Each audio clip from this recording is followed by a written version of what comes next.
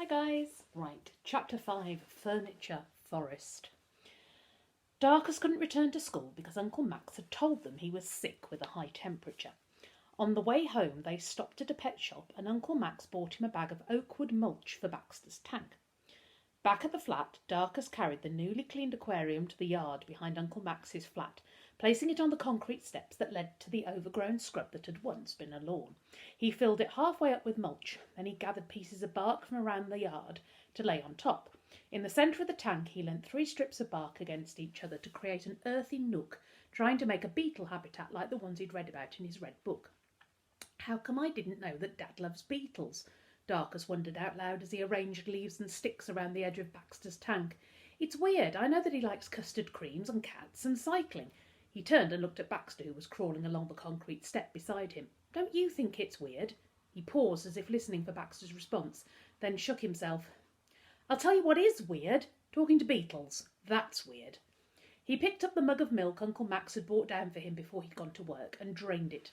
After Mum died, Dad had lost interest in everything, and there were times when Darcus thought he didn't care about anything anymore, not even him.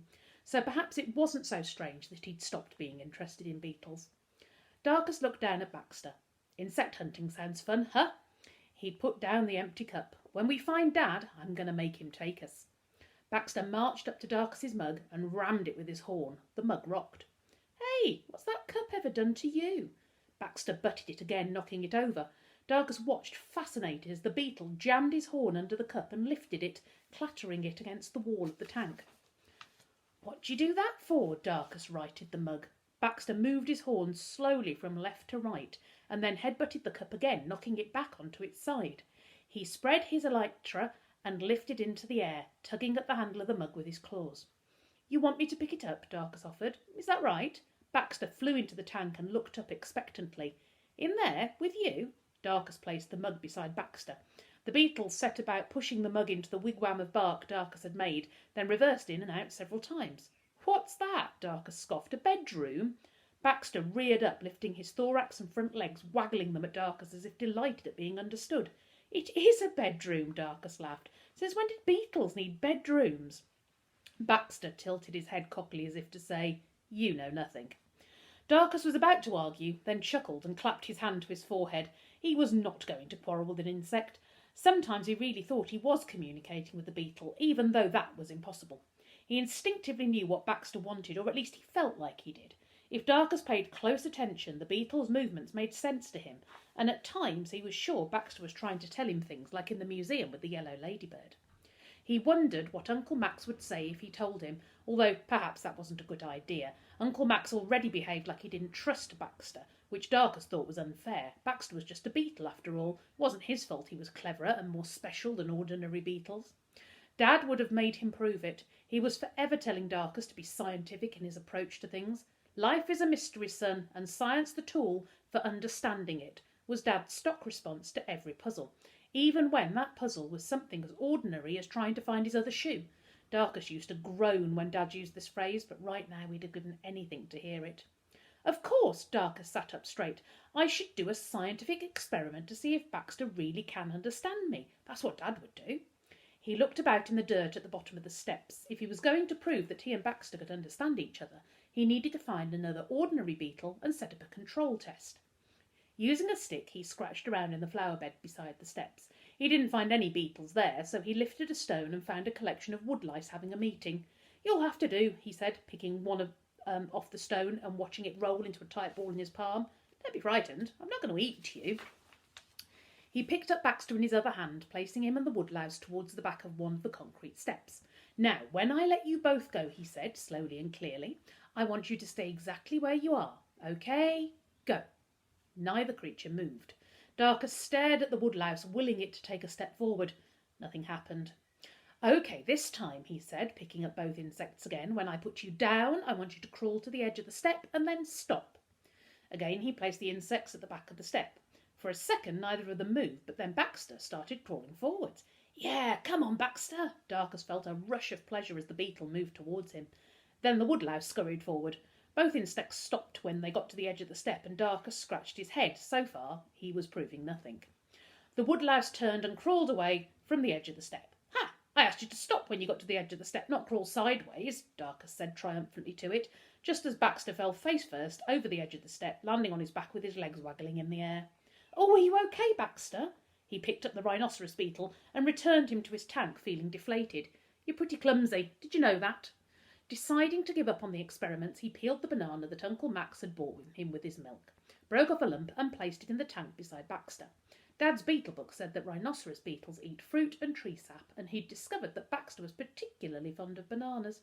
As he watched the beetle scramble onto the banana, he wondered for the millionth time that day where his dad could be, what his disappearance had to do with beetles, and what Lucretia Cutter, that strange angry woman on sticks, had to do with his father. His thoughts were interrupted by the sounds of banging and shouting from the other side of the garden wall. The neighbours were fighting again. You traitorous snake, open this door! There was a loud bang. If you don't open it, I'll break it down. I'd like to see you try, you weak little weasel, Humphrey roared with laughter. The council are coming at the end of next week. Well, you'd better get a move on and start clearing the yard then, hadn't you? It's your rancid pit of a bedroom that's the real problem. I'll clean up my room once you've cleaned up the yard. Just kill those blasted beetles, you slob. Darkus leapt to his feet. Beetles? There were more beetles next door. He looked at the rhinoceros beetle happily eating banana in his tank. It had never occurred to him that there may be more beetles where he'd come from. What if they were special too, like Baxter?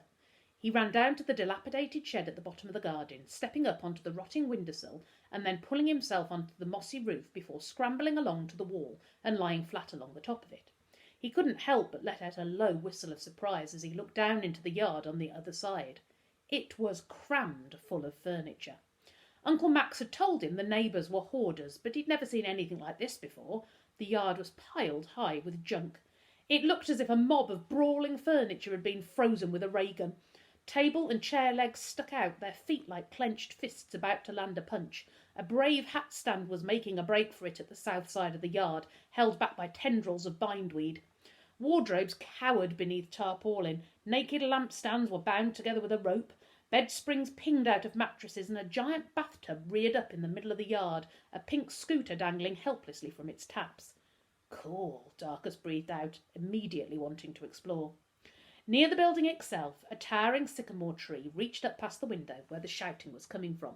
There were enough leaves on the sycamore tree to hide Darkus, and if he had to run, there were plenty of hiding places in the furniture. The sky was bloated with charcoal-coloured clouds, and daylight was fading. The darkness would provide even more cover. He glanced back at the flat. Uncle Max wouldn't be back from work till after 6. Without another thought, Darkus dropped down into the forest of furniture, determined to climb the sycamore tree and get a peek into that room. As his feet touched a tabletop, there was a loud, splintering sound, and he launched himself sideways, swinging on the arm of a vertical sofa, sliding down its upright seat and landing on a pile of faded cushions that farted up a cloud of mildew. Darkus froze, listening. Humphrey, do you hear me? Pardon? Humphrey made a noise like a cat coughing up a hairball. You need to speak up a bit. You know very well what I said, you brain-dead warthog. Open up this door immediately. Now, that's not very nice, is it? Humphrey replied in his sugary voice. Calling me a warthog? Darkus let out a sigh of relief. They hadn't heard him. He crawled off along the back of a wooden cupboard in the direction of the voices. Beside a stack of side tables was a narrow gap. He squeezed his legs into it, his feet finding the ground, and standing sidled along the gap until the gap widened and met a bookshelf filled with boxes of cassette tapes, comics and rotting toys. A memory came to him of being little and nestling between 2 stacked armchairs. He'd gone to an auction with his mum and dad and crawled into the furniture when they weren't looking. He heard their alarmed voices calling out to him and saw again the relief on both their faces when he'd poked his head out of the furniture and waved. Sadness washed through his body.